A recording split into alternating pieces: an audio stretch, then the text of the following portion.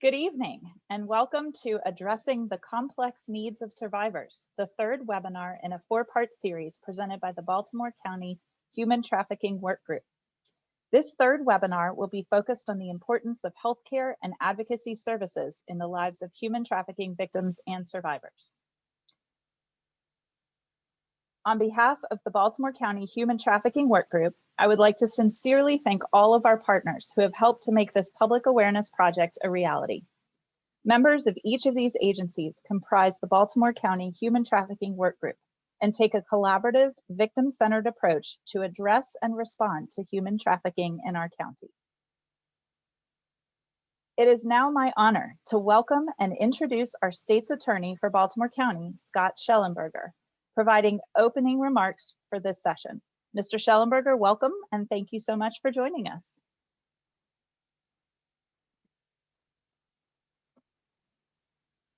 Okay, I hit it twice. Great, thank you so much for having me here tonight and for that introduction.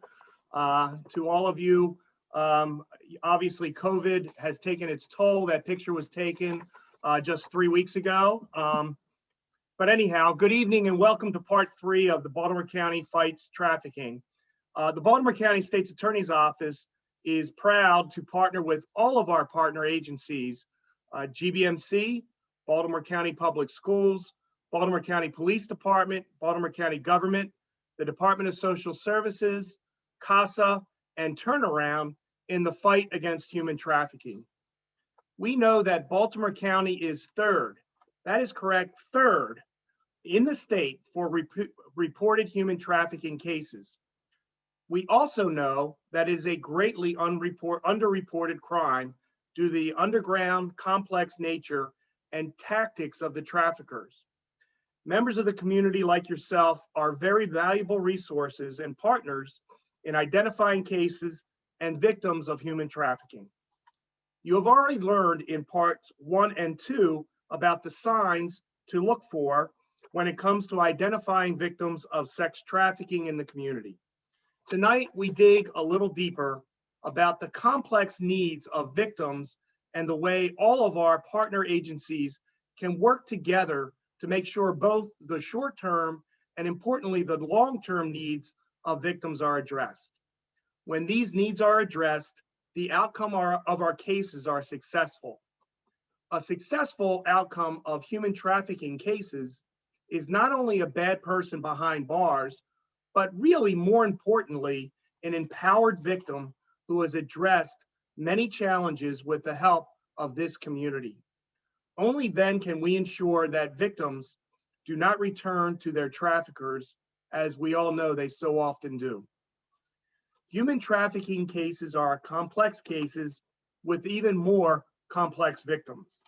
The State's Attorney's Office, along with our partner agencies, are committed to utilizing a victim-centered approach to successfully assist in the investigation, preparation, and prosecution of this insidious crime. We thank all of you on this web for taking the time to participate and learn more about the victims that are so deeply impacted by this crime.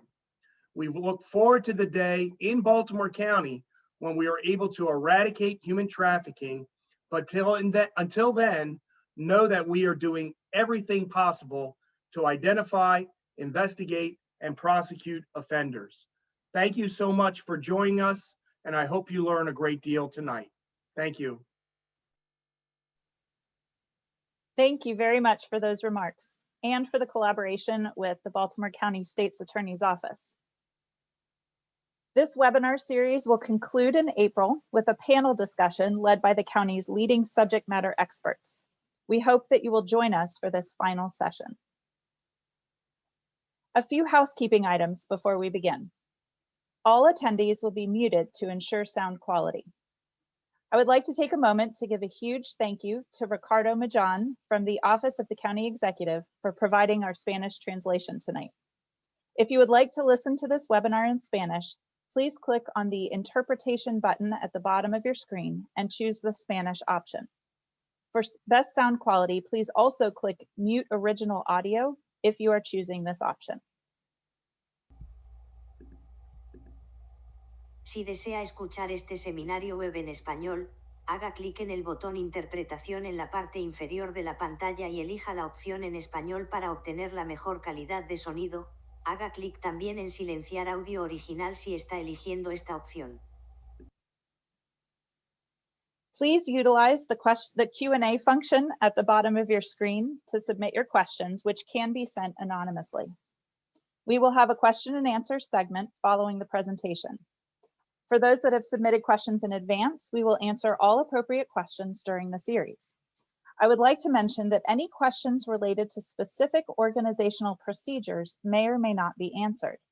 There are some what you might call trade secrets that are not appropriate to release to the public. This may include questions related to investigative tactics, for example. Thank you for your understanding.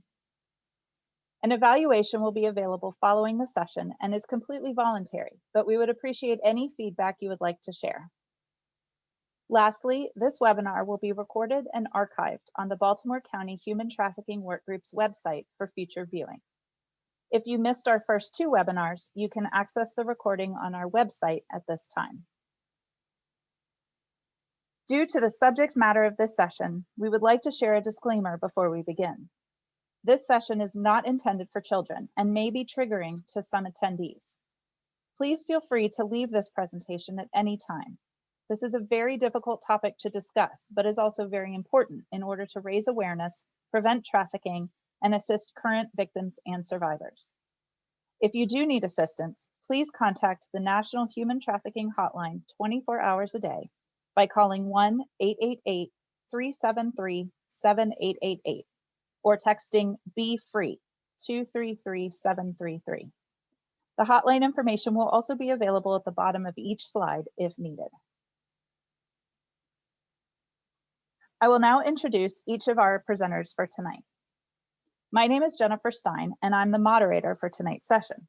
I'm the Secretary of the Baltimore County Human Trafficking Workgroup and the Executive Director for Court-Appointed Special Advocates, or CASA, of Baltimore County. Ashley Macri is the co-chair of the Baltimore County Human Trafficking Workgroup and a forensic nurse with GBMC's SAFE program. Ashley obtained her registered nursing license in 2010 and holds a Master of Science in Nursing degree with a focus on nursing education. She began working at GBMC's SAFE program in 2014 and is certified as an adult, adolescent, and pediatric forensic nurse examiner through the Maryland Board of Nursing, allowing her to care for and provide medical forensic services to patients across the lifespan. She also obtained national board certification as a sexual assault nurse examiner through the International Association of Forensic Nurses. She was named the Human Trafficking Liaison at GBMC and developed the first hospital-wide policy for treating human trafficking patients in Baltimore County. She is actively involved with several local groups, including the Baltimore County Sexual Assault Response Team, GBMC's Center for the Protection of Children, and the Maryland Child Abuse Medical Professionals Program. In 2018, she received the Nancy J. Petrarca Compassionate Caregiver of the Year Award for her work with human trafficking patients. Rachel Sy is the Deputy Director at Turnaround Inc., a nonprofit that provides advocacy and support to survivors of intimate partner violence, sexual assault, and human trafficking in Baltimore County and Baltimore City. Prior to this role, she served as the Director of the Anti-Trafficking Program at Turnaround Inc. that supported human trafficking survivors in the Baltimore City and County area. She is an active member of various committees and task forces in the state of Maryland, including the Maryland Human Trafficking Task Force, Coordinated Action Against Sex Trafficking, and the Baltimore City Mayor's Office of Human Trafficking Collaborative. She is also the chair for the Victim Services Subcommittee under the Baltimore City Mayor's Office Human Trafficking Collaborative. Rachel Sy earned her bachelor's degree in psychology and sociology from Towson State University in 1996 and her master's degree in forensic psychology from Argosy University in 2010. Welcome and thank you for joining us, Ashley and Rachel. I will now pass it on to Ashley to begin the presentation. Thank you, Jen, for that introduction, and thank you to all of our viewers again for attending this webinar. I am so excited to be here tonight from the healthcare perspective to present to everyone. I will be talking about the health impacts of human trafficking and how we as a community can try to catch this early on by knowing what to do and also what services are available. I will also be presenting a short case study at the end of my piece of this presentation, because I think that sharing stories is really important to show that, yes, this does happen in our county as it does in the rest of the country and the rest of the world. And yes, one person seeing that something isn't right can really make all of the difference and save a life. Human trafficking is a huge problem. Women, men, children, members of the LGBTQ community are being raped and abused every single day for the profit of someone else. Children are being raped and exploited every single day for profit. Humans are being sold for sex and labor every day. So I know that everyone listening in tonight, I'm sure, is disgusted by me even saying this, or you probably wouldn't be here. And I know that you want to make a difference, and you can make a difference with the right tools and the right knowledge. And I can also assume that there are parents listening right now.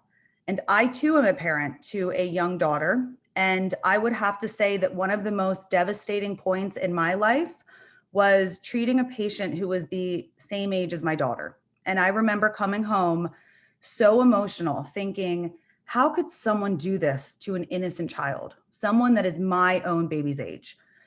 But then I came to this realization that it does happen, and it happens more than we know, and it happens more than we want to admit. And that's why we're all here tonight, and that's why you're all listening. You should all be really proud of taking the time out of your busy lives to learn about trafficking and what you can do to stop it. So we thank everyone for your participation. And also please know that after this series, the work group will still be there to help you, to answer any questions, provide resources, and to support Baltimore County in any way that we can. So we have talked a lot about the definitions of human trafficking throughout this series.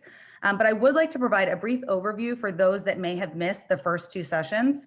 So human trafficking involves force, fraud, and coercion.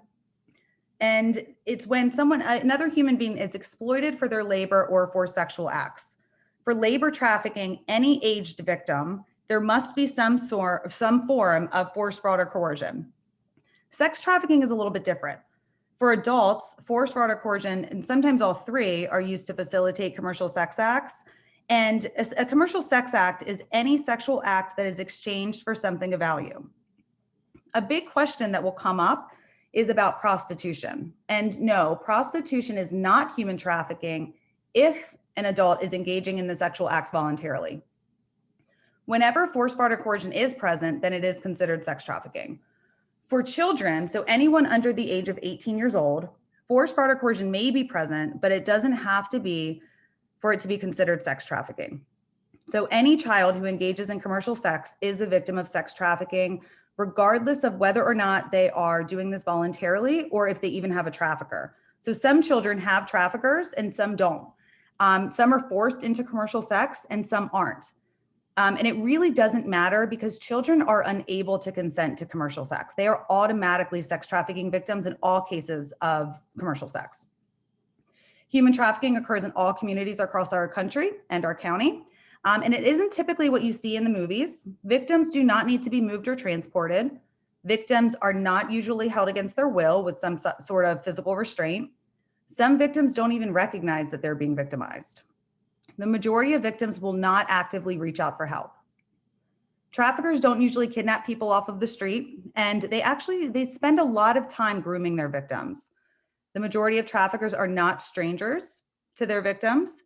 They target those that they're going to see as vulnerable. So that would be children, those with a history of abuse, poor support systems, maybe substance abuse issues, mental health diagnoses, and children in foster care are also at extremely high risk of being targeted and victimized.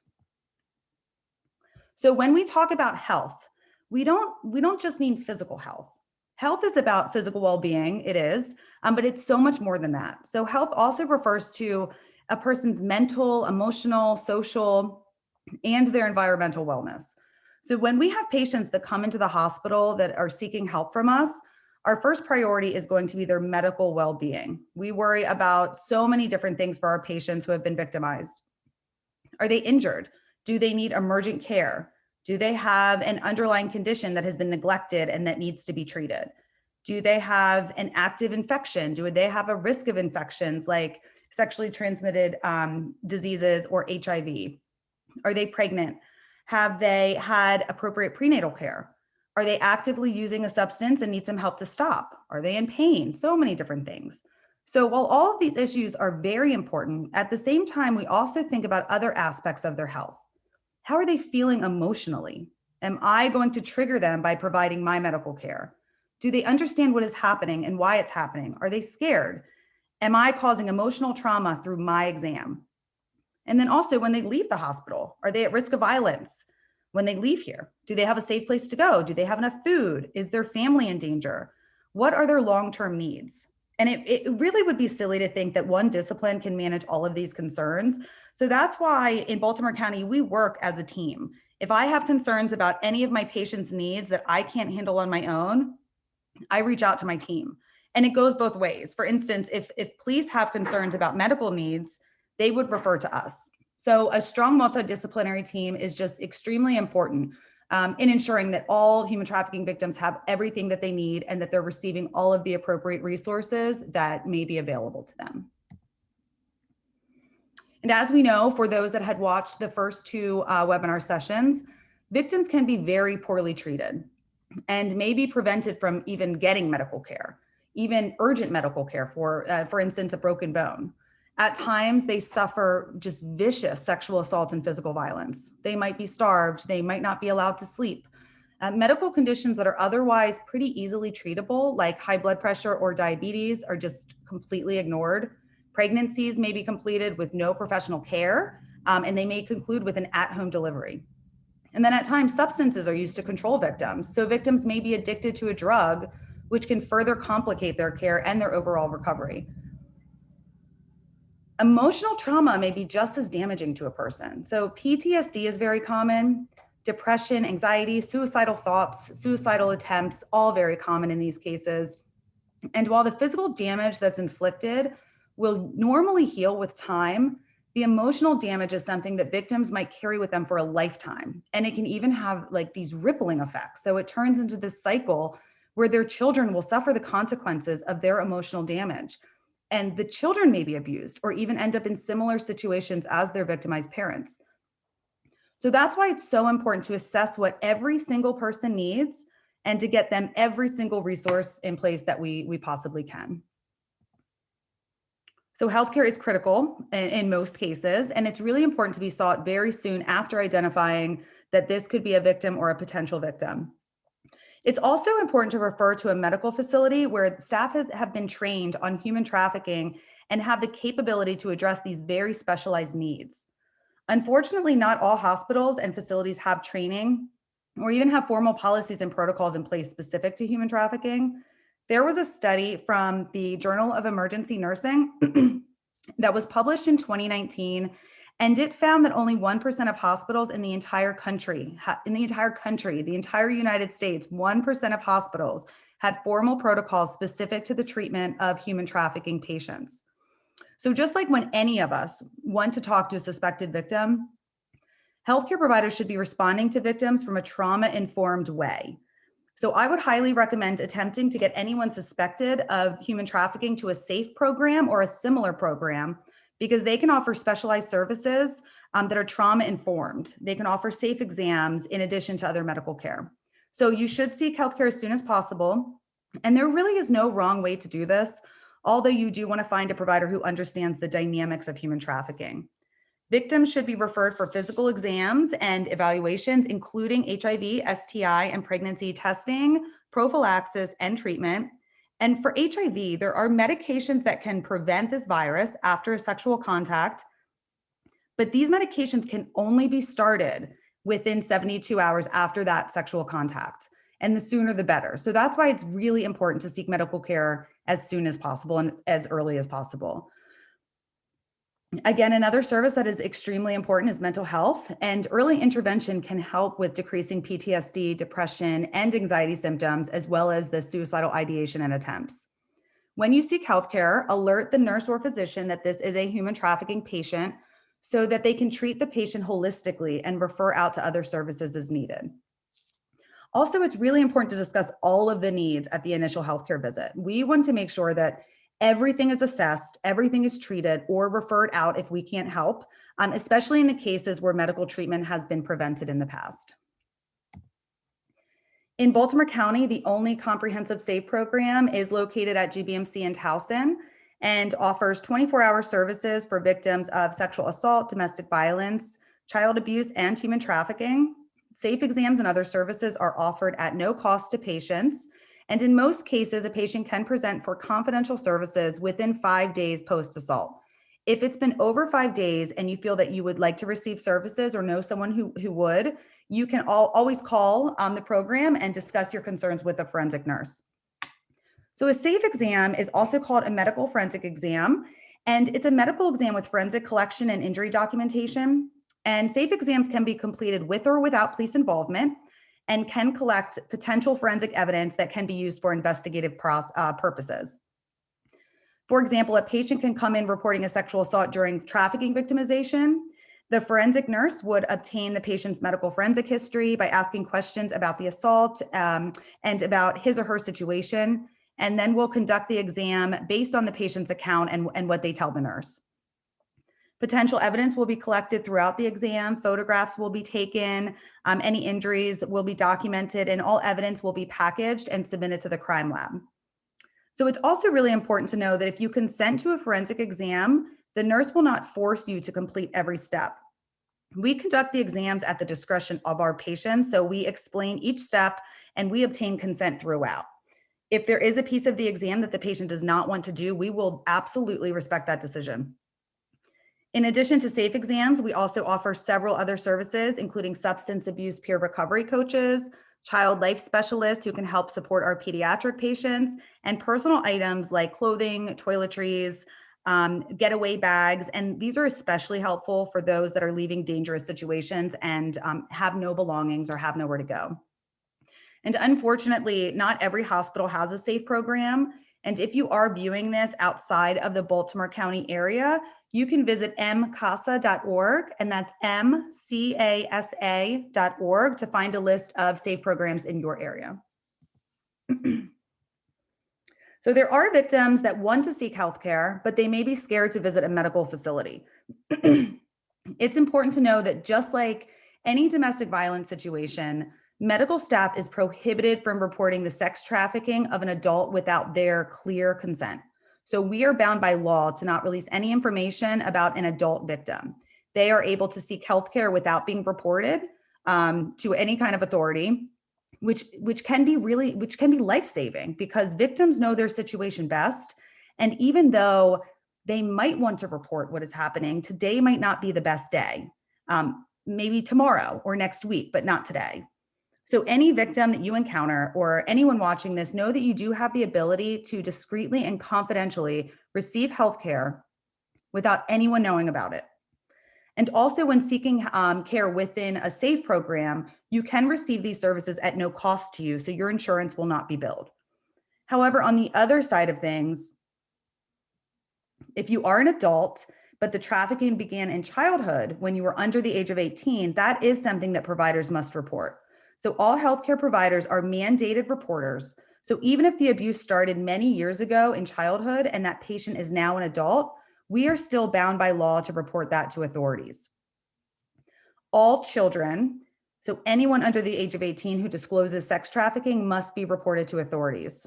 The trafficking of a child is an immediate mandated report. So even if we must report the child victim, that child still has rights in terms of their medical care. So whenever you seek healthcare, even for teenagers, they have the right to dictate what happens to them when they enter a SAFE program. We won't complete any exams or treatments without their consent. Okay. I love this photo, and it was used in our first session. And I really like it because it kind of depicts that we're all just a small piece of the puzzle. We need our team. We need help, and we really need a group of people to make a real difference. If you're unsure about something, run it by somebody to see what their thoughts are. I do this work a lot, and I still run every concern by someone else, and I ask them, am I looking at this from the right perspective? Am I missing anything? What would you do in this situation? And there really is no shame in getting a second opinion and asking for help. If you think you see something strange, or if you have a gut feeling, you may be right. And it's worth reaching out and giving that information to someone else, or to someone that specializes in this field. So I'm going to share one personal story. And I think that it will show that, one, education works. The more we know, the more we will recognize and respond. Two, anyone can make a difference. You can save someone's life by just questioning when something doesn't feel right to you. And three, this is happening everywhere. And we kind of all need to start being more aware so we can collectively work to decrease trafficking. So prior to 2018, like most healthcare facilities, remember, less than 1% have policies, even less have formal training. There was no system-wide policies or training in Baltimore County hospitals. And once training was developed at GBMC, and this training was mandatory for all nurses, we began to get more reports of suspected trafficking. So we had a very young girl, young teenager, and she was found sleeping in an apartment hallway very early in the morning. She was brought to the hospital just for a wellness check. And when she came in, she had given some fake information, like she gave a fake name and a fake birthday. And police were with her because they had brought her in for the wellness check. And eventually they were able to determine who she was. And they found out that she had been a runaway from another state, and she had been missing for over a month. So no one knew where this little girl was, or what had been happening to her for over a month. So the pediatric nurse was absolutely amazing. And she saw that there were some red flags in this particular situation. So she called the SAFE program, and I happened to be in the hospital. So I went to talk to the child, and she didn't want to talk to me. She didn't want to talk to me at all. The only thing that she was concerned about was getting her cell phone back, and said she had to make a call, but wouldn't tell anyone who she wanted to call. And it wasn't her parents. So at that point, the only thing that I could do was just offer her some food, another blanket. I offered for her to get some rest. And I ended up talking to the officer that was there. And what I did, and this is because of the amazing multidisciplinary team that we have in place in our county, I called one of the detectives who are amazing. The detectives who handle child trafficking are just incredible. So I called him directly, and he came to the hospital within 15 minutes and talked to this child. And he was so wonderful with her that she eventually ended up disclosing what happened. And it was just this amazing thing to see, because she didn't want to talk to any of the doctors. She didn't want to talk to any of the nurses. She didn't want to talk to me. And I'm pretty trained on how to deal with this situation. But she felt this connection with the detective, and she ended up disclosing to him. So it was just amazing to see the connection that they developed so quickly. So she was able to be discharged, and she was taken to our Child Advocacy Center. She was reunited with her family, and she did get all of the appropriate resources in place. From what I heard, she is doing very well. But when I look back and think about this story, I always think about, what if that one nurse didn't see the red flags? What if that one nurse didn't call someone else for help? Like, what would have happened to this child, this very young teenager? So she probably would have been reunited with her family, but they would have had no idea what happened while she was gone. And they wouldn't have had any of these resources in place. So most likely she would have very quickly been back with her trafficker in the same trafficking situation, or her risk of future victimization would have been very, very, very high. So in closing, you all have a voice. You can all make a difference, even if it's just telling one other person about one thing you learned during this webinar series, or seeing something and saying something. And I truly believe that we can continue to stop this from happening and being able to recognize these signs early on. So that concludes my piece of the presentation. And again, thank you so much for joining us. I'm going to now pass it on to Rachel to continue.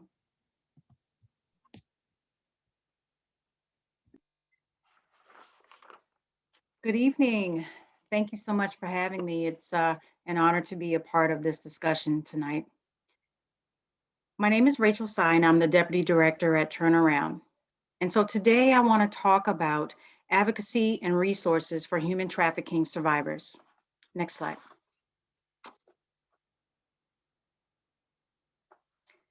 The information I will share with you today will give you a better understanding of the operation to understand an advocacy and intensive case management model and approach.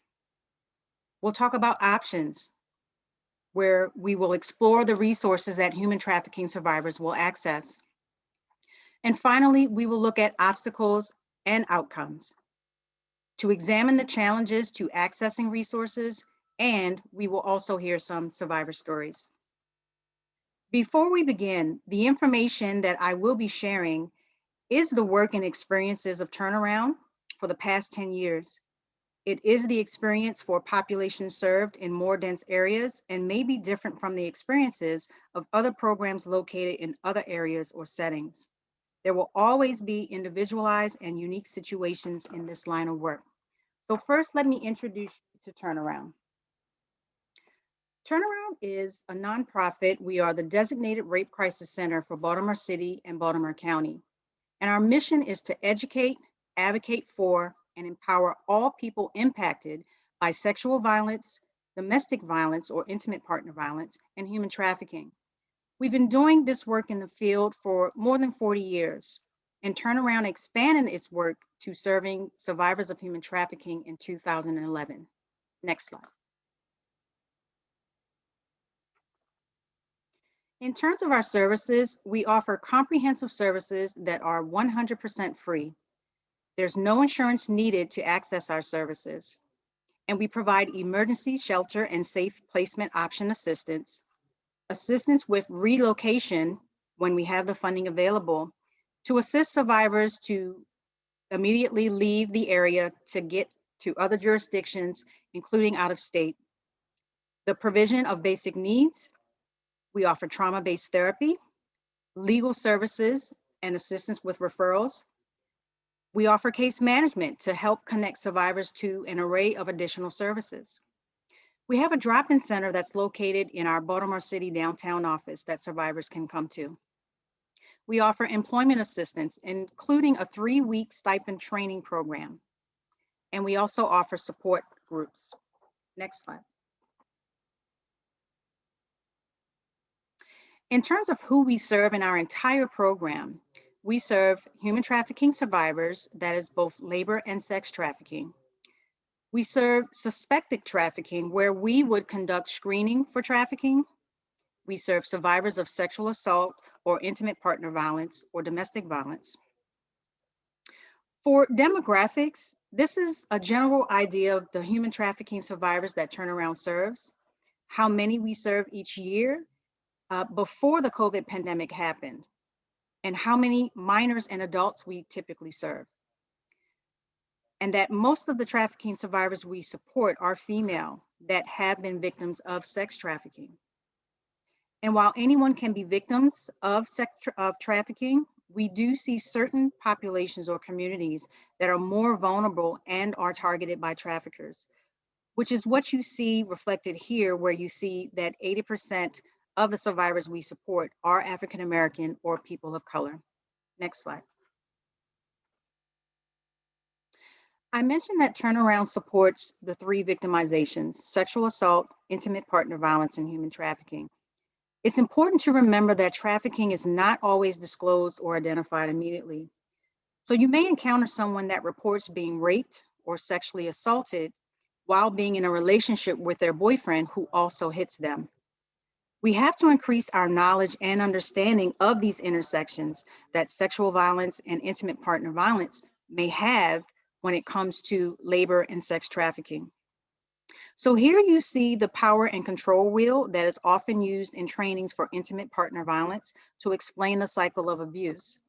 Well, the same cycle shown here can occur in the cycle of abuse for trafficking survivors. It is similar in the types of abuse and the abusive controlling behavior of the trafficker. Next slide. So first, we're going to talk about operation. What is advocacy to us? Advocacy is part of the operation in terms of what we do. And advocacy can look very different in different services and roles, but essentially advocacy consists of these 3 things. Advocacy for Turnaround is a way to support those who feel that they are not being heard. It ensures that a person's rights are being respected, and it ensures that the person has the tools necessary to make an informed decision. And sometimes when we talk about advocacy, sometimes our advocacy role, when we are trying to do those three things, it may seem to other roles that we're not collaborating, or we're going against something, such as an investigation, for example.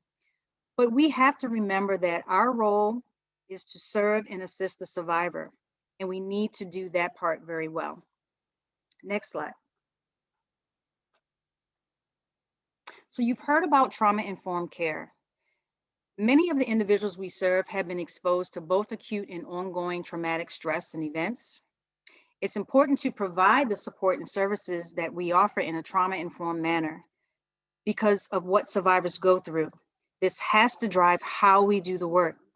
So being trauma-informed means using the knowledge of trauma to design and deliver services. Next slide. When working with trafficking survivors, we have to remember that survivors have experienced complex trauma. And this is what complex trauma means that is shown here. SAMHSA, which is the Substance Abuse and Mental Health Services Administration, which is an agency within the U.S. Department of Health and Human Services that leads public health efforts. We have to remember that we are working with survivors who have experienced complex trauma, and SAMHSA uses the 3 E's when discussing trauma. There is an event, whether it's a single incident or repeated incidents. Then the experience. The experience determines whether it was traumatic or not to that individual. Then there's effect, and the effect can be immediate or delayed, or it can be short-term or long-term, having those effects on a survivor. And according to the National Child Traumatic Stress Network, they say that complex trauma consists of exposure to multiple traumatic events, severe abuse or neglect, and often occurs in a relationship where there is a caregiver. And this often describes what human trafficking survivors go through. Next slide. As we continue to explore the operation, let's look at the model that we use at Turnaround. Case management services is something that Turnaround and other providers offer, but intensive case management is not the typical model of case management that is used for all populations. So here we will explore the intensive case management model because typically a survivor is coming to our program in a crisis, they have experienced complex trauma, and they have a variety of complex needs that need to be addressed. Our goal using this model is to maximize the individual's well-being and functioning by making sure that our advocacy and base case management services are survivor-centered, trauma-informed, and empowerment-based. We also want to make sure that we're helping the individual achieve his or her goals. And it's important for us to understand the challenges that is faced by the individual. That is something that is very important. Next slide. Using in the intensive case management model, it's also important to build on the individual's strengths and potential for growth and development, and not focus on what's not working or what they're not doing. It's also important that we have to include in this model collaboration with others to make this successful for the survivor. We cannot do this work alone. We also have to include advocacy for systems change as we see issues that may occur from many survivors. That is also something that's important when we use the intensive case management model. Next slide. So here, best practices and steps in regards to our approach in doing the intensive case management model. So the intensive case management model approach is a blend of the traditional case management service and the assertive community treatment model that's used to support people impacted by mental health to prevent rehospitalizations.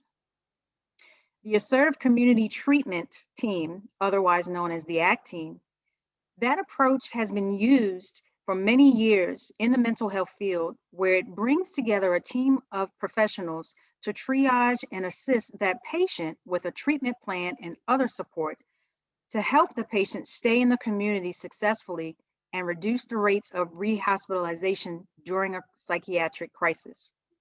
And it includes support, information and education, safety planning, access and linkages to services and resources, setting goals and monitoring the progress of those goals, identifying and addressing barriers, and coordination and continuity of services. So as you see the things listed here, this same approach can be applied to this work, working with survivors, especially when the goal is to prevent further harm or prevent a survivor from returning to a trafficker. Next slide.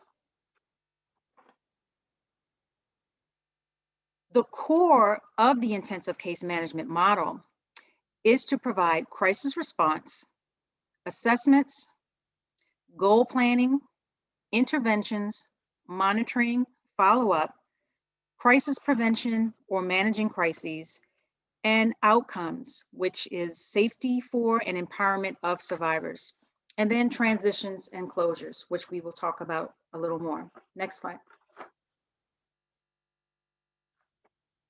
So how do we do this? Turnaround provides intensive case management in our work through phases with survivors. As you see here, we work with survivors through phases. The timeframes listed here are averages. So the initial phase typically is the first 30 days, and this phase is very important in the beginning of our work with survivors.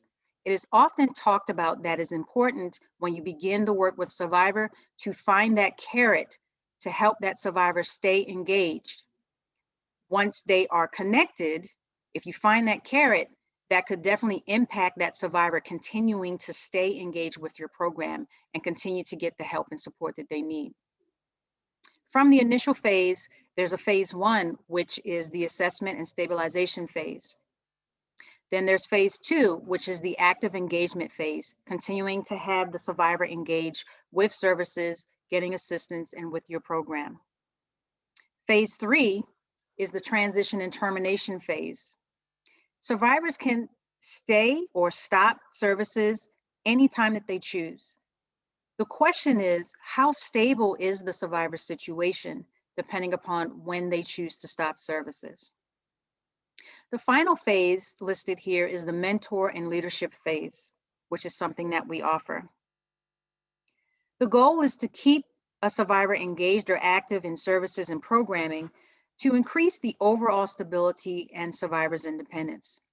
This approach is a guide for the case manager in what they should be doing and how often they should be maintaining contact with a survivor, whether it's done via phone or in person. Next slide.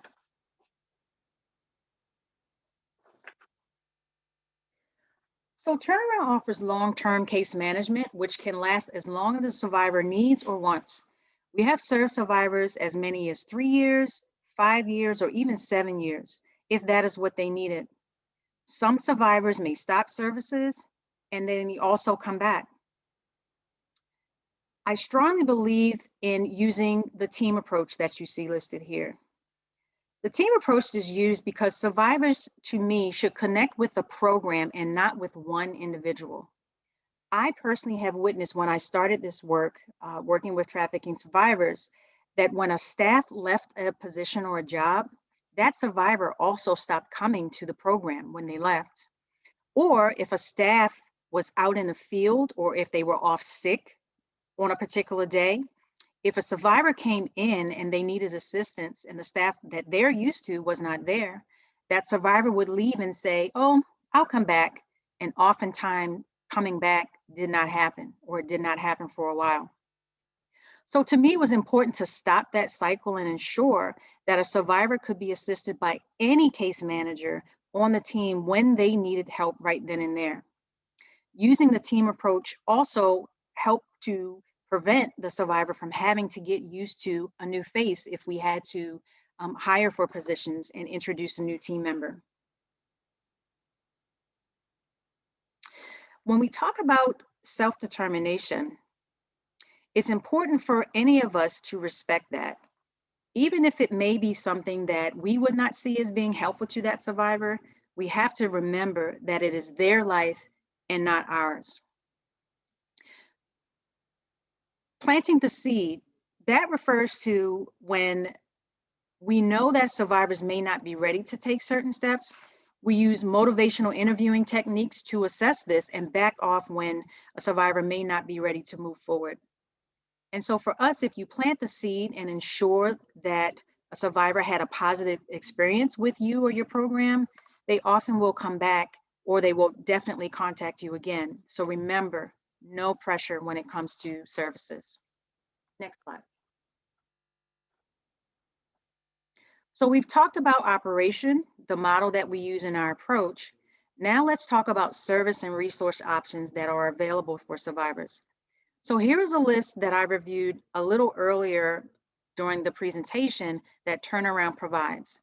Other providers out there that serve trafficking survivors may offer these same services or some of the services. And if they don't have a particular service within their program, they will refer the survivor out to an appropriate service to connect them. So taking a look here at the types of services that Turnaround offers, which services do you think are the main ones that a labor trafficking survivor and a trafficking survivor is accessing? Think about this to yourself for a moment. Do you think that a labor trafficking survivor and a sex trafficking survivor would access the same services? Well, let's find out. Next slide. So here's what our program saw as survivors came in. For a labor trafficking survivor, they typically would access emergency shelter, safe placement options after being removed from the trafficking incident, the provision of basic needs, which is everything that they needed assistance with: food, clothing, toiletries, etc. Labor trafficking survivors also often needed assistance with legal services and referrals to help them access benefits that they were eligible for. Oftentimes, because a labor trafficking survivor that came to our program, they were not citizens of the United States as of yet. Employment assistance also was something that a labor trafficking survivor was interested in. Trauma-based therapy was something that a labor trafficking survivor would be readily wanting to engage in. Case management services, they wanted to access our drop-in center where they could come in and do different things that they needed to do. And they also wanted to participate in support groups. So we saw this particular trend with labor trafficking survivors as it relates to them accessing services within our program. And I would say it could be because the labor trafficking survivors we supported, they typically came from foreign countries. They were brought to America, but were searching for opportunities to support themselves or to support loved ones back in their original country. They came from countries that were not places that they could survive going back to. One survivor expressed to us the concern of being seriously harmed if they did return to their country. So there was a sense of urgency for labor trafficking survivors to access all the services that they could so that those things could help them stay in this country. Next slide. So for sex trafficking survivors, we saw some similarities, but we also saw some differences regarding the types of services that they wanted to access. And you see those listed here. Most needed a safe option to stay because they did not have stable housing or a reliable family member to stay with. But we've also experienced where sex trafficking survivors, they were not sure if they wanted to go to a shelter or a safe haven. They typically had questions or concern about the unknown. Where am I going? Where is this place? They also had concerns about their own idea of what a shelter is. They typically saw a shelter as a place where everyone was sharing rooms in one big location, and that was not something that they typically wanted to do. Oftentimes, sex trafficking survivors would express that they did not necessarily want to be connected to a housing program. program is the word that they heard, and they often thought that there would be rules that they would have to follow. So it wasn't naturally something that they were interested in exploring. Relocation assistance. We have provided this to survivors and to ones that we have never met in person.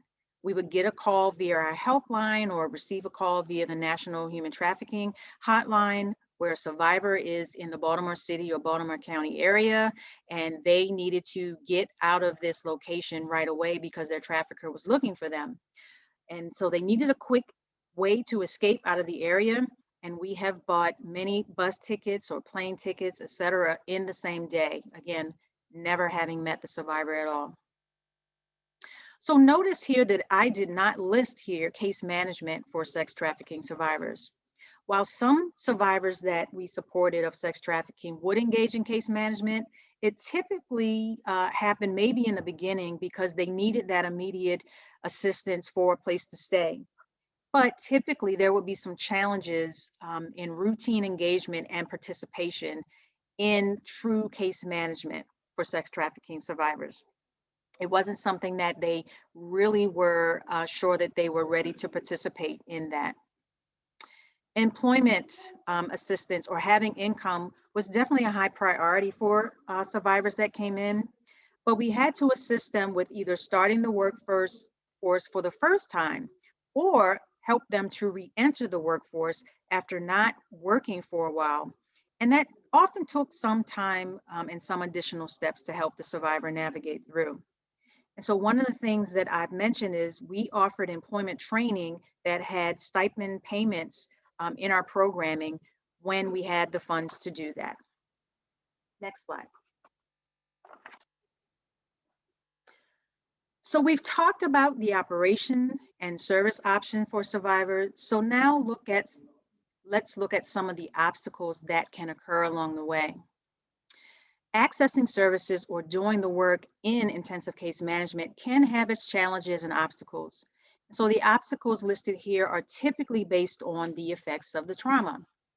So here are some obstacles that are trauma driven and the impacts of complex trauma on advocacy and resources support.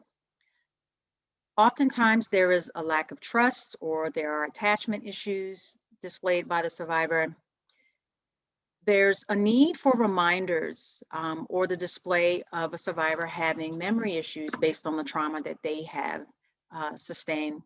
So oftentimes you could schedule appointments or make times for the survivor to come and speak with you, et cetera. And there would be missed appointments and or no-shows. And sometimes that happened often. Sometimes we saw where survivors were overly compliant, where they were saying yes to everything that we offered, they would say yes to, but there was really no real connection to them actually wanting to do this or moving forward to do this. Also, sometimes trauma can show up in the form of just the survivor going through the motions, just doing whatever they think you want them to do, or wanting just to get the process over with. So, you know, they'll agree with it, they'll go with it. Being late for appointments, or again, not really motivated to do some things. Sometimes you can see a lack of skills in certain areas, depending upon the survivor's functioning. Cognitive functioning issues sometimes could be displayed. And sometimes you could also see issues with a survivor when it came to decision making. Anger naturally is something that you could see, especially during the crisis phase or times where things are not moving along and the survivor may be frustrated. So you may see anger come out as you're trying to assist the survivor. And then naturally substance abuse use or relapse, especially when supporting sex trafficking survivors, which naturally, if this happens, that can impact the process in terms of the work that you're trying to do to assist the survivor. Next slide. So those were obstacles that were trauma driven. There also can be some challenges to advocacy services and resource access that are created by other factors, and these are some of the things that we see here. So eligibility requirements. So here's an example, something for you to think about, and was not sure if you knew this.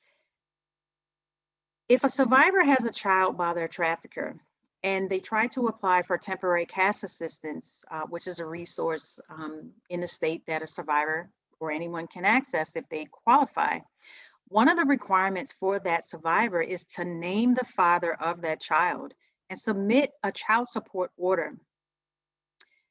Would anybody see an issue with a survivor wanting to go through that process, especially if the child is a child that was fathered by their trafficker?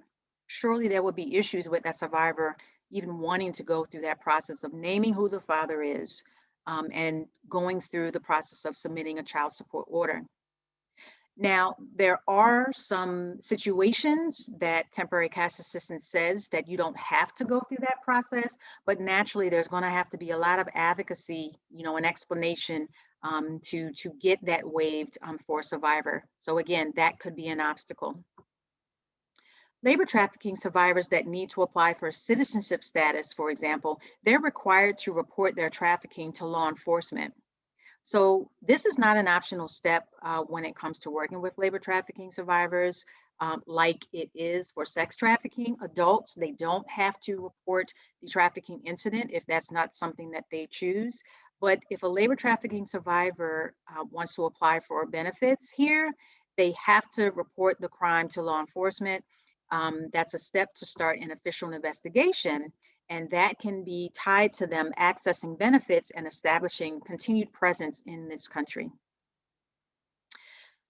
Other obstacles that can be system driven when it comes to accessing services is long waiting lists for programs or assistance, lack of affordable housing, which is something that, is not just specific to this population, but just in the area in general. So the process can be long and it can take quite a while, which oftentimes leaves survivors with no stable housing and no income. When it comes to funding restrictions, sometimes programs want to have some fun activities for the survivors to participate and engage in the community, and also, for staff to support them during that activity. And so sometimes funding for those types of things are not necessarily readily available in pots of funding streams, so to speak, to support survivors to do some things fun. Funding for stipends to support survivors to take the employment readiness classes. Again, I mentioned this earlier, and so our employment readiness class was a 3-week program, which is a much shorter program than a typical employment program that is offered. And so sometimes funders do not support stipend work specific to survivors, especially if it is state or federal funding. So there can be a lot of red tape, around providing stipend, which is something that survivors typically need for themselves while they're trying to gain employment. They need resources right now to pay for things that they need. Next slide.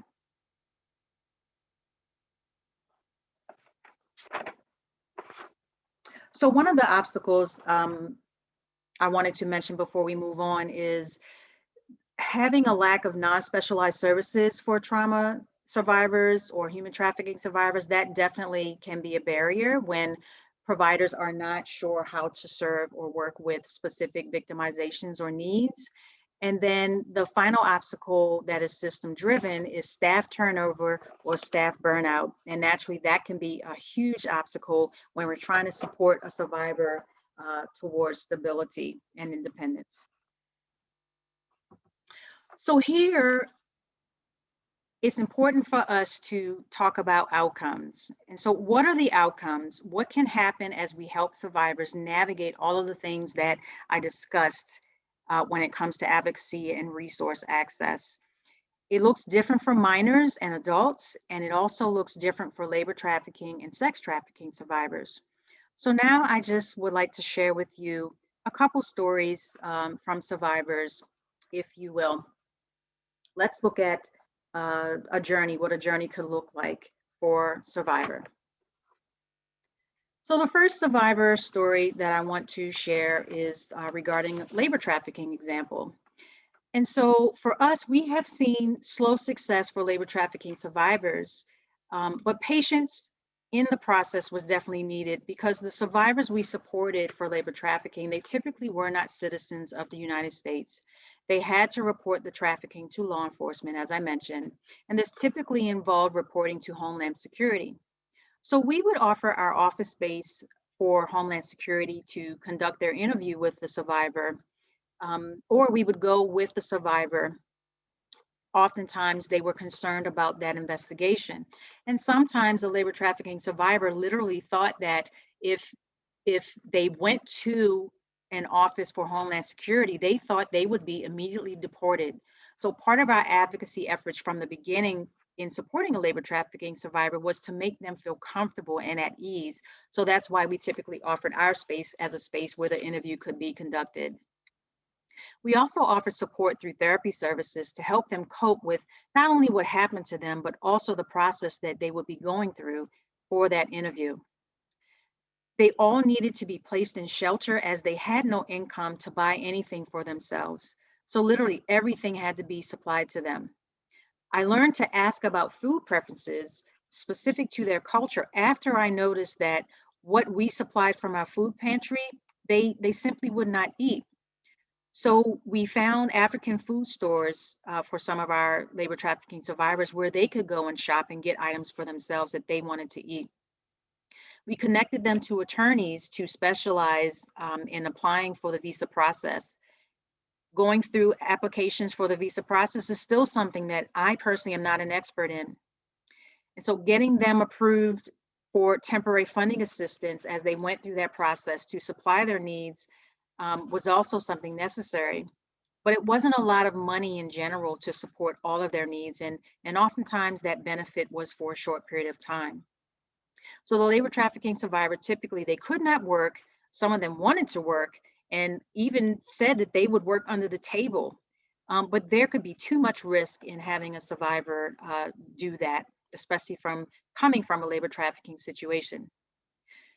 While we waited, we would teach them to use the bus system or the cab system to help them get around to familiar places like going to the library once they were shown how to get there, to give them some outlets and some things to do while they were waiting. I remember teaching one survivor what types of clothes to wear as the winter season was approaching. She had never seen snow before.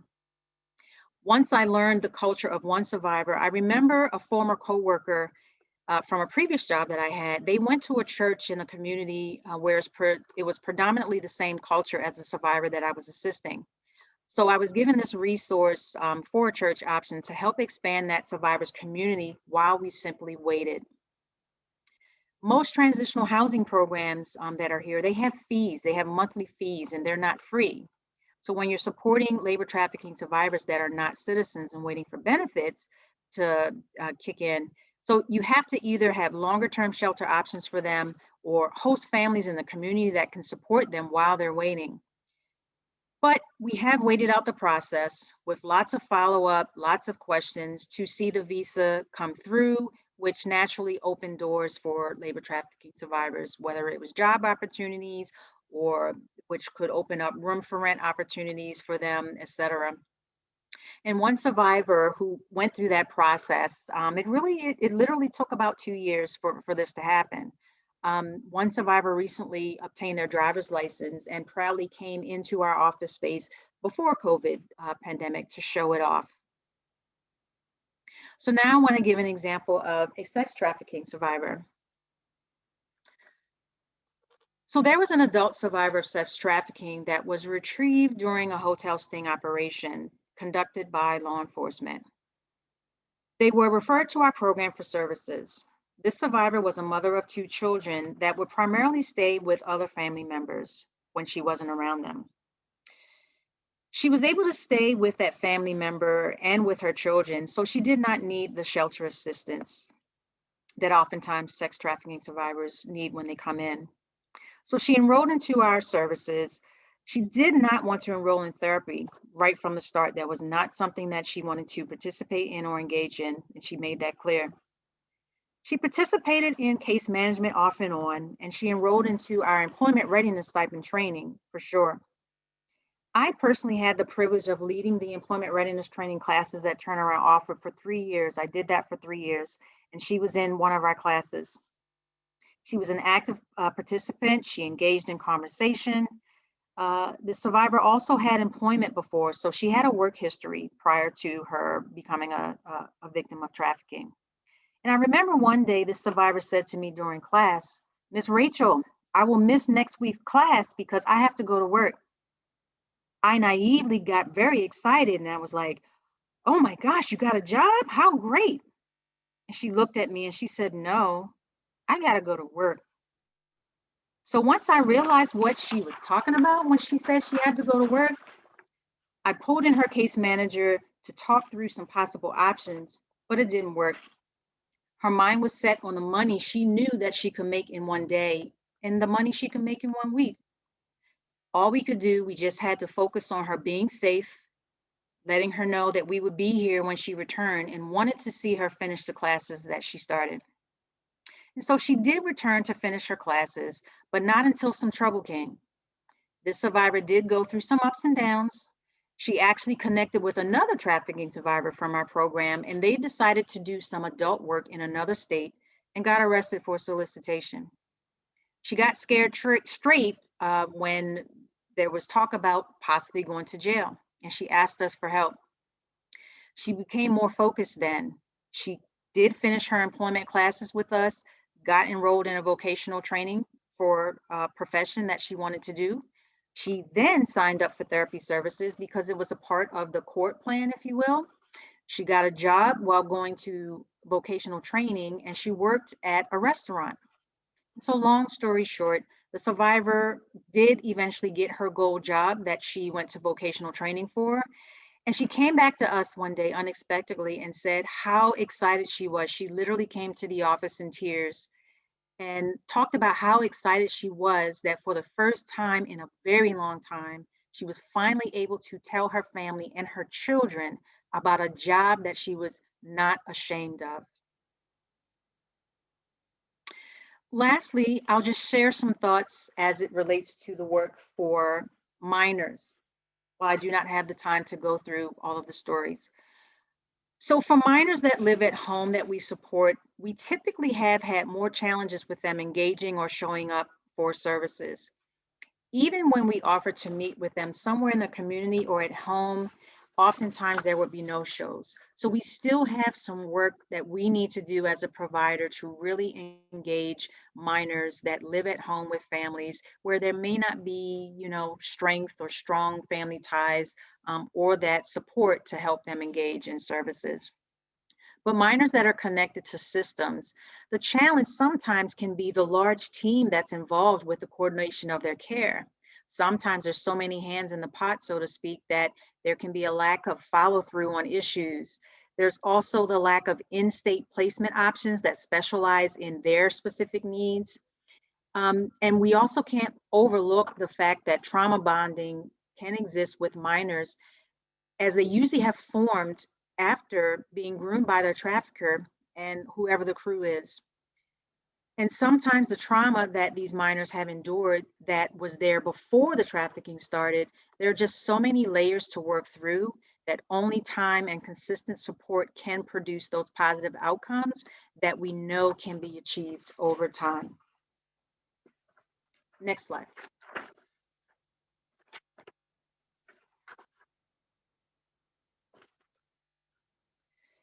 So the important thing that I just want to leave you with as we close regarding outcomes is, despite the challenges or lack of resources or the length of time that it may take for survivors to achieve what they want, success will look different for each survivor, but it still should be acknowledged.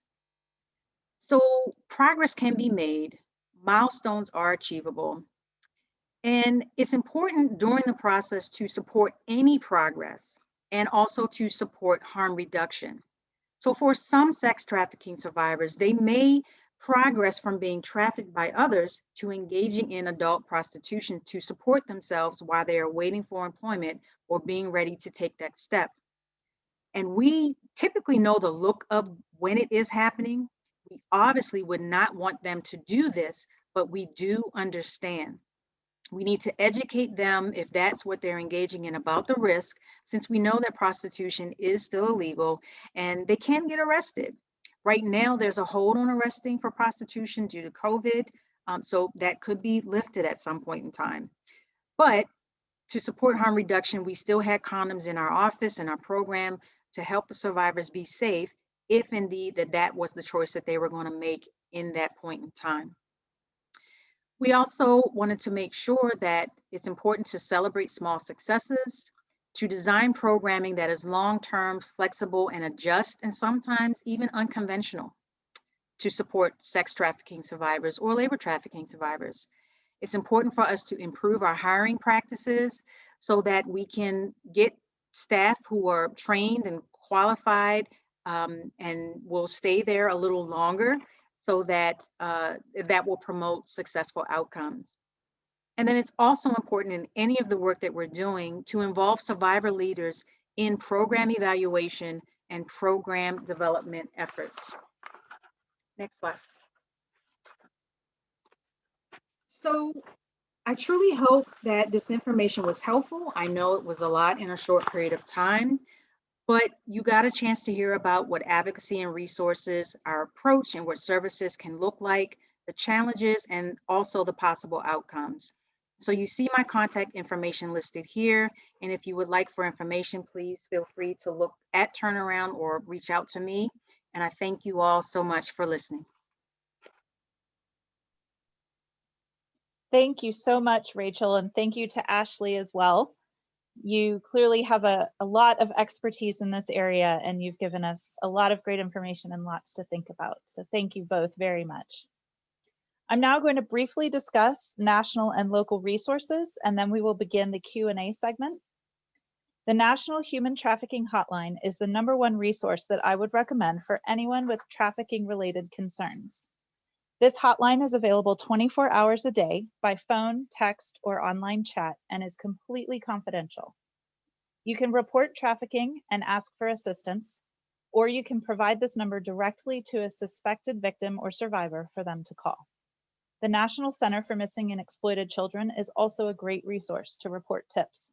This can be done by calling 1-800-THE-LOST or 1-800-843-5678 or by visiting cybertipline.org. This slide shows the local resources available in Baltimore County. If you are outside of the Baltimore County area, I would recommend calling the national hotline or visiting them online to access a list of your local resources. In case of emergencies, always call 911. For non-emergencies and to report tips, you can email iwatch@baltimorecountymd.gov. To report child abuse and suspicions of the trafficking of a child, call 410-887-TIME or 410-887-8463. Turnaround, whom we just heard from, is a great comprehensive resource in Baltimore County and Baltimore City for victims of all ages. All services are available at no cost to the survivor. They have a 24-hour helpline, which is 443-279-0379, and a text line, which is 410-498-5956. You can also visit them online at turnaroundinc.org for more information about their available services. The Maryland Center for School Safety has a tip line which is anonymous. They can be accessed by calling 833-MD-BE-SAFE, 833-632-7233, or by visiting safeschoolsmaryland.org, safeschoolsmd.org. Lastly, GBMC offers healthcare services for victims of human trafficking. Medical forensic exams, also called SAFE exams, are available 24/7 at no cost to the patient. You can call 443-849-3323 or visit them online at gbmc.org/safe for more information. I would now like to begin our Q&A segment. If you have any questions, please feel free to send them using the Q&A function at the bottom of your screen. If we're unable to answer your question tonight, we do apologize, but we'll include them in the final webinar in April. And we're going to begin with some of our pre-submitted questions. Rachel, this first question is for you. The question is, what are the most significant psychological needs of victims of human trafficking to start the healing process? Thank you for the question. The first thing I'll say is the psychological need as a result of the trauma is trust.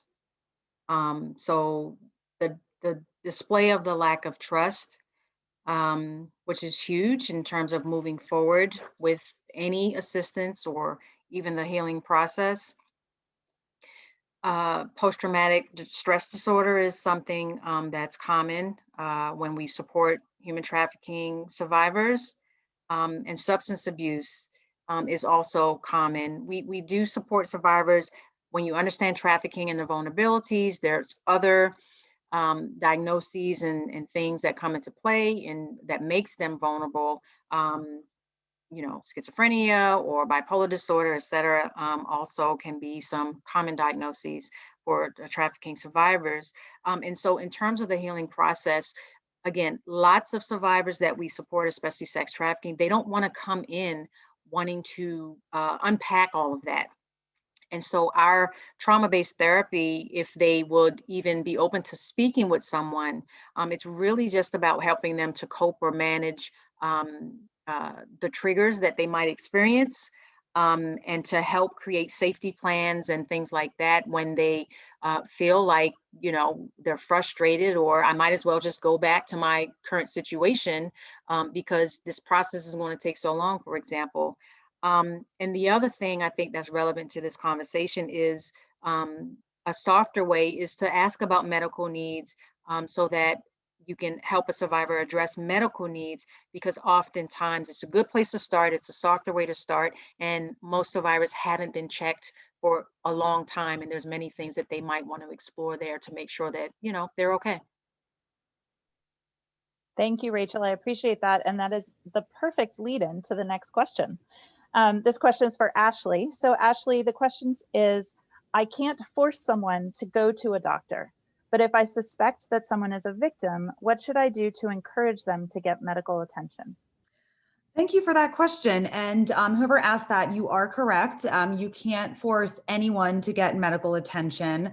But I could say if you do have concerns about someone, I would suggest gathering some information to them prior to having that conversation that you are suggesting they seek medical care. So find out what resources are in your area. Maybe look up your local SAFE program. You could even call your local SAFE program just to get some more information about what they could offer for your friend. I would attempt to go to a SAFE program, again, because they can receive those specialized services at no cost, and also from a trauma-informed approach. And make a game plan about what you're going to say and how you're going to present this suggestion to them. You can assure them that if they do seek medical care, and this is only assuming that they are an adult, so if they're going to seek medical care, assure them that they can do so discreetly and confidentially. And I think in this situation, the best thing that you can do is just to show that you're concerned and you care and you're being supportive of them. Provide them with any information that you have, but ultimately respect their decision as to whether or not they do or do not want to accept healthcare. Thanks, Ashley. That was great. Rachel, this question's for you, and you did a lot of sharing with us about the process with Turnaround, but I'll give you a chance to add anything if you'd like.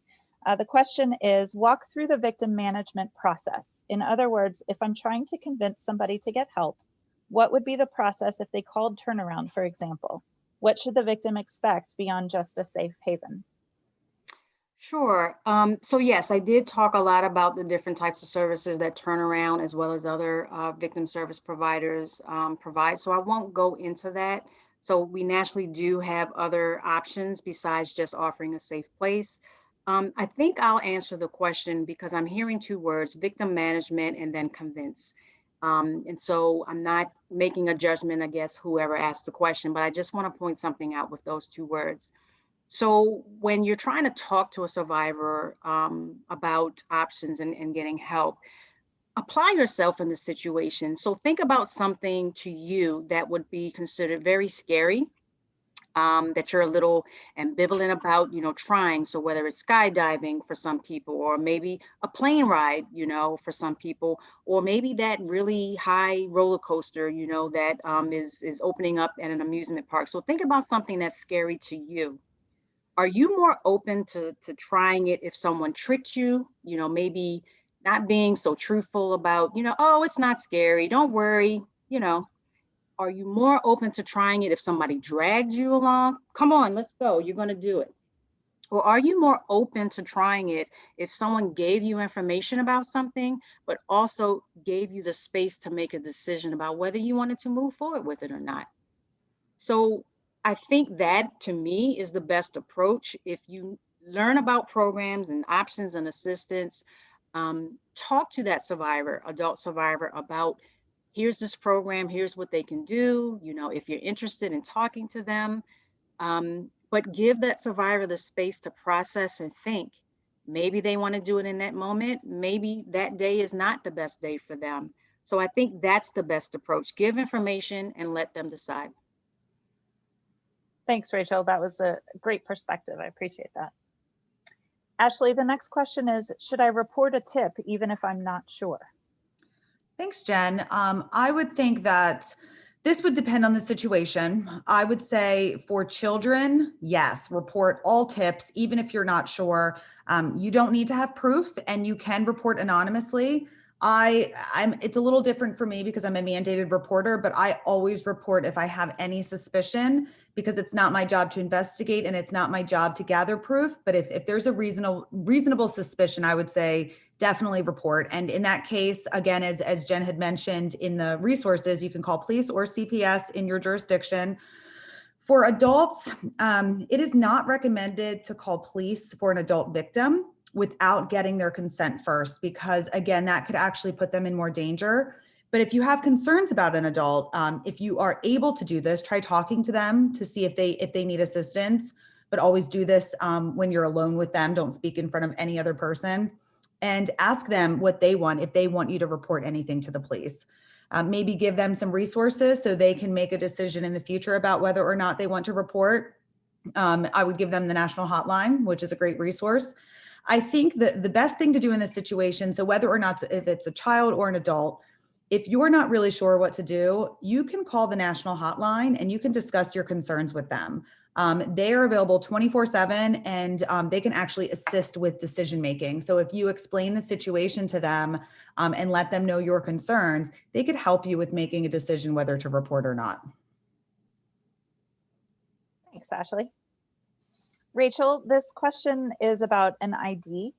Not having a legal ID makes it tough for a victim. They have no way of identifying themselves to get Medicaid or even a job, so they feel trapped. How can someone get an ID?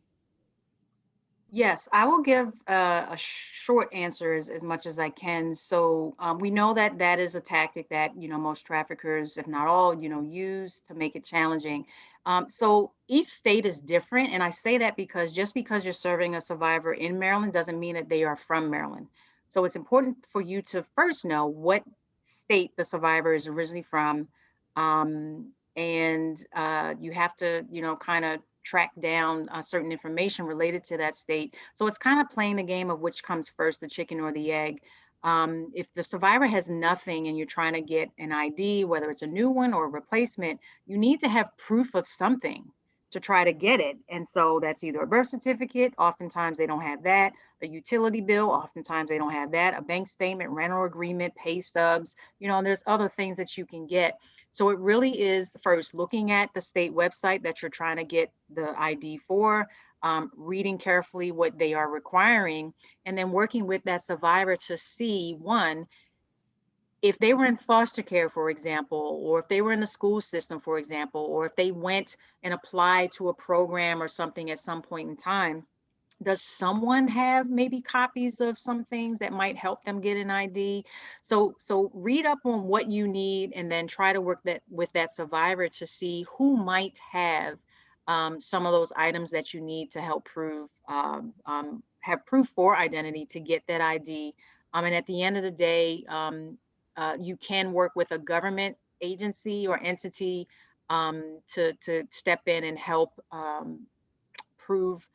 write letters of proof of identity if nothing absolutely can be found. Wonderful, thank you. Ashley, this one's for you. What can the average person do to prevent and/or address the problem?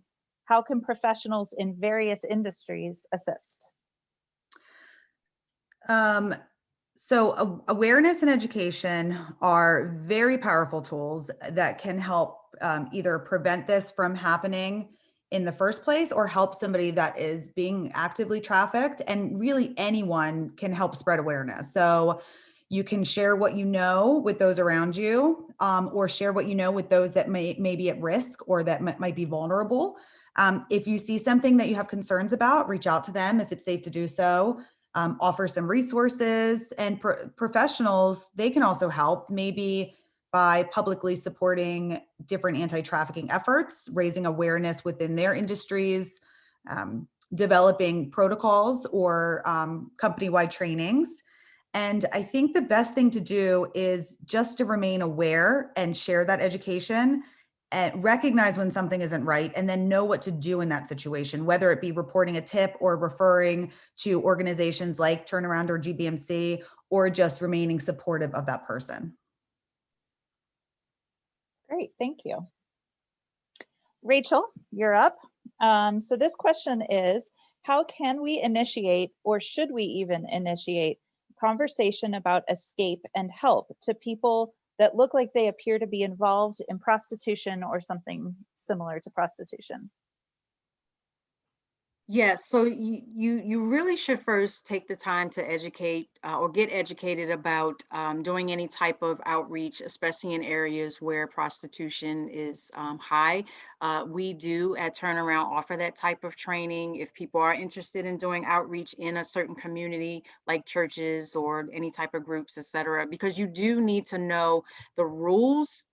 For those who are out in the street, you don't know who's watching, you don't know who's nearby, you don't know who's looking, and it certainly could create a more dangerous situation for that survivor if you are taking that survivor away from the work, doing their job to bring money to a trafficker. So you really have to tread lightly before you just go out. But once you get the training, it's really about acting as any typical outreach program like churches, offering basic needs, food, water, snacks, certain kits, things like that. We have chapsticks that we use that are disguised with our helpline number on it, but it doesn't say Turnaround. It says something like a hair salon, like it's a hair salon. So we do it in a discreet way. So the important thing is get the information before you go out. You don't want to get the survivor in trouble, and it's really important about planting the seed and keep it moving. Great, thank you so much for that. So this will be our final question. If we have missed anybody, we'll take your questions from the chat and include it in the final session next time. This last question is there a breakdown by gender, age groups, socioeconomic status, and the type of trafficking for each? And I'm going to throw this big one to you, Ashley. So unfortunately, there is no kind of central database for all human trafficking that occurs. And that's because of so many different reasons, but mainly because it's so underreported. I would suggest to anyone that is interested in learning more about the kind of demographic type of information that you only look at reliable sources. And I would highly recommend, again, the National Hotline. Their website is humantraffickinghotline.org. And they break their information down by year, state, what type of trafficking, labor, sex, or other, the gender, the citizenship, and the age. There might be more, I believe that's it. But remember, when you are looking at that information, these are just the cases that are reported to the hotline. So they don't necessarily cover the full scope of what is happening in the United States. But I think your best bet would be to look on their website for their information. Fantastic, thanks so much. So that concludes our webinar. I want to thank again our two presenters and also Mr. Schellenberger for being with us tonight. Thank you to everybody who attended tonight, and we hope that you found it useful. And we hope that you'll join our expert panel webinar that will take place in April. That concludes our presentation. Have a great evening.